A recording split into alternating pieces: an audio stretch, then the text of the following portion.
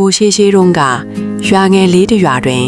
မောင်စောနှင့်မောင်ကောင်းဆိုသောတငယ်ချင်းနှစ်ယောက်ရှိကြလေတဲ့သူတို့နှစ်ဦးဟာအလွန်ဆင်းရဲတော်တဲ့စိတ်ထားဖြူစင်ကောင်းမွန်ပြီးရွာသူရွာသားများကိုတက်နိုင်သည့်ဘက်မှအမြဲကူညီတတ်ကြသဖြင့်ရွာသူရွာသားများရဲ့ချစ်ခင်ခြင်းကိုခံကြရတယ်။ဒီနေ့တွင်သူတို့နှစ်ဦးဟာထင်းခွေရန်တောနက်ကြီးထဲသို့ဝင်သွားကြလေတဲ့တောနက်ထဲသို့အတော်အတန်ရောက်သောအခါဝါယုံပင်နားတွင်စူညံတန်တစ်ခုကိုကြားလိုက်ရသဖြင့်သွားရောက်ကြည့်ရှုကြရာ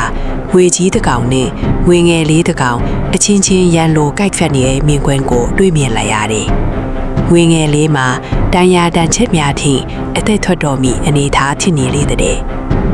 မောင်စောညိမောင်ကောင်းတို့လည်းတနာစိတ်ဝင်သွားကြပြီးသူတို့လက်ထဲတွင်ကင်ထားတော့ပူစိန်တို့ထင်ဝေကြီးကိုဝိုင်းဝန်းမောင်းထုတ်လိုက်ကြတယ်။ဝေကြီးလည်းလူအုပ်ကိုမြင်ပြီးတောနက်ထဲသို့ဝင်ပြေးသွားတော့တယ်။အဲ့ဒီနောက်မောင်စောနှင့်မောင်ကောင်းတို့လည်းဝေငယ်လေးကိုတိတ်ဝက်ကျွေးများပေါ်တွင်တင်ပြီးရေတိုက်ကဖြူစုပေးကြလေတဲ့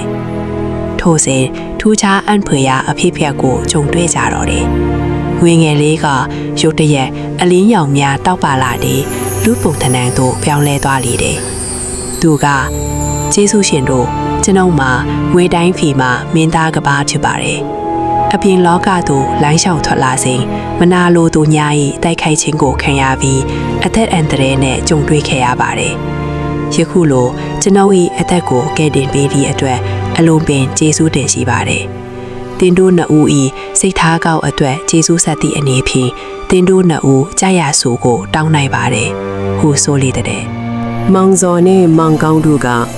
ကျွန်ုပ်တို့ကသူတစ်ပါးကိုကူညီရတာကိုပျော်မွေ့သူများချစ်ကြတယ်။အထူးဆူလာမတောင်းလိုပါဟုနှိမ်ချစွာပြောကြလေတယ်။သို့တော့မင်းသားလေးကအတင်းအကျပ်ပေးလိုသည်ဟုဆိုသဖြင့်ဒါဆိုရင်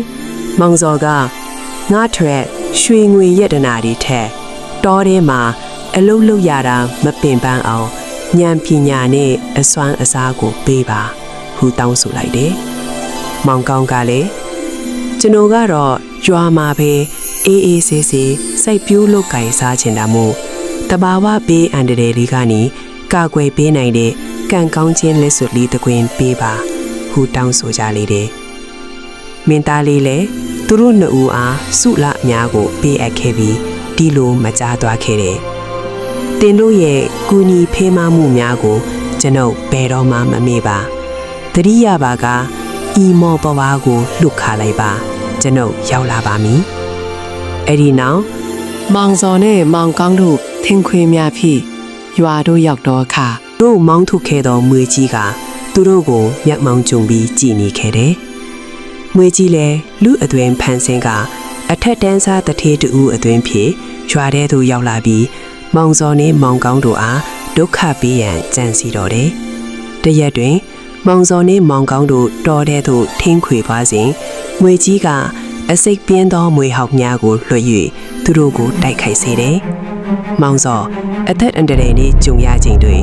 မောင်ကောင်းကလက်စွပ်လေးကိုပွတ်ဆက်လိုက်ရာလက်စွပ်မှာမော်အစွမ်းထွက်က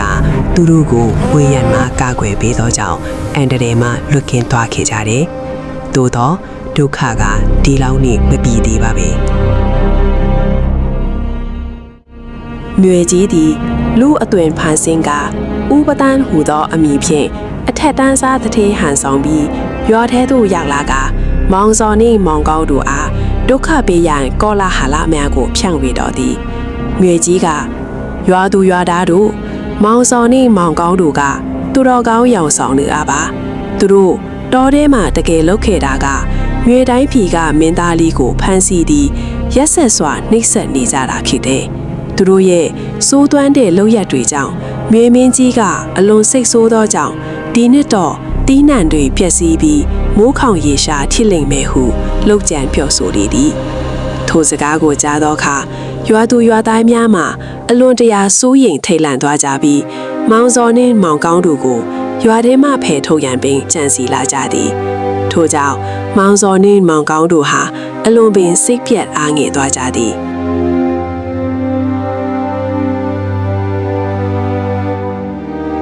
အဲ့ဒီချိန်မှာမောင်စော်က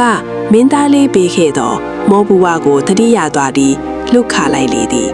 မကြမီပင်မိုးကောင်းကင်မှတောက်ပသောအလင်းရောင်နှင့်အတူမြေငယ်လေးလည်းရောက်ရှိလာလေသည်မြေမင်းသားလေးကအကြောင်းဆောင်ကိုသိရှိပြီးနောက်ရွာသူရွာသားများစုဝေးရာသို့ရောက်ရှိလာပြီးနောက်ရွာသားများအားထောက်ပြပြောဆိုလိုက်သည်ရွာသူရွာသားအပေါင်းတို့တင်တို့အထင်မှားနေကြတာပါတတိဟန်ဆောင်နေသူသည်အခြားသူမဟုတ်ပါမြေမင်းသားလေးအားတိုက်ရန်ကြံစီခဲ့သည့်မြေဆိုးကြီးပင်ဖြစ်သည်မောင်စော်နှင့်မောင်ကောင်းတို့မှာမြေဆိုးကြီးရန်မှအကျွန်ုပ်ကိုကဲတင်တော်သူတွေဖြစ်သည်တတိဟန်ဆောင်သောမြေဆိုးကြီးက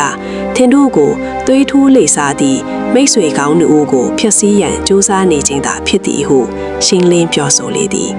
အဲ့ဒီအချိန်မှာရွာသူရွာသားများအားလုံးအမှန်တရားကိုသိရှိသွားကြပြီးမောင်စော်နှင့်မောင်ကောင်းတို့အပေါ်အထင်မှားခဲ့မိသည့်အတွက်အလွန်ပင်နှောင့်တသွားကြသည်ထိုအခါတထေးအသွင်ဖန်ဆင်းထားသောမြေကြီးသည်လိမ့်လေမှုပေါ်ပေါက်သွားသဖြင့်ချက်ချင်းပင်မူလမြေကြီးအသွင်သို့ပြောင်းလဲသွားကမြေမင်းသားလေးအားရန်လိုတိုက်ခိုက်တော်သည်ဒါပေမဲ့မြေမင်းသားလေးကိုသူ့ကိုရန်တော်များကကာကွယ်ပြီးမြေဆိုးကြီးကိုတိုက်ခိုက်ကြရာမြေဆိုးကြီးလည်းရှုံးနိမ့်သွားခဲ့လေသည်မြေမင်းသားလေးကမြေဆိုးကြီးအောင်မတတ်ပဲမြေတိုင်းပြည်သို့အကျဉ်းသားအဖြစ်ဖမ်းဆီးခေါ်ဆောင်သွားလေတော့တဲ့အဲ့ဒီနောက်ပိုင်းမှာရွာသူရွာသားများအလုံးမောင်စော်နဲ့မောင်ကောင်တို့အားတောင်းပန်ကြပြီးမောင်စော်ရဲ့ဉာဏ်ပညာနဲ့မောင်ကောင်ဤကံကောင်းခြင်းစွမ်းအားများချင်းရွာကိုပြန်လည်ထူထောင်ကြတယ်။မောင်စော်နဲ့မောင်ကောင်တို့လည်းမိတ်ဆွေကောင်းများအဖြစ်တဘဝလုံးပျော်ရွှင်စွာနေထိုင်သွားကြပြီးသူတို့ရဲ့စိတ်ဓာတ်မွန်မြတ်မှုကြောင့်ရွာသူရွာသားများကိုပါကူညီဆောင်ရှောက်နိုင်ခဲ့ကြလေသည်။နောက်ထပ်လည်းစိတ်ဝင်စားဖို့ကောင်းတဲ့ပုံမြင်တွေကိုတင်ပေးသွားမှာဖြစ်လို့ channel လေးကိုလည်း subscribe နှိပ်ပေးသွားပါဦးနော်။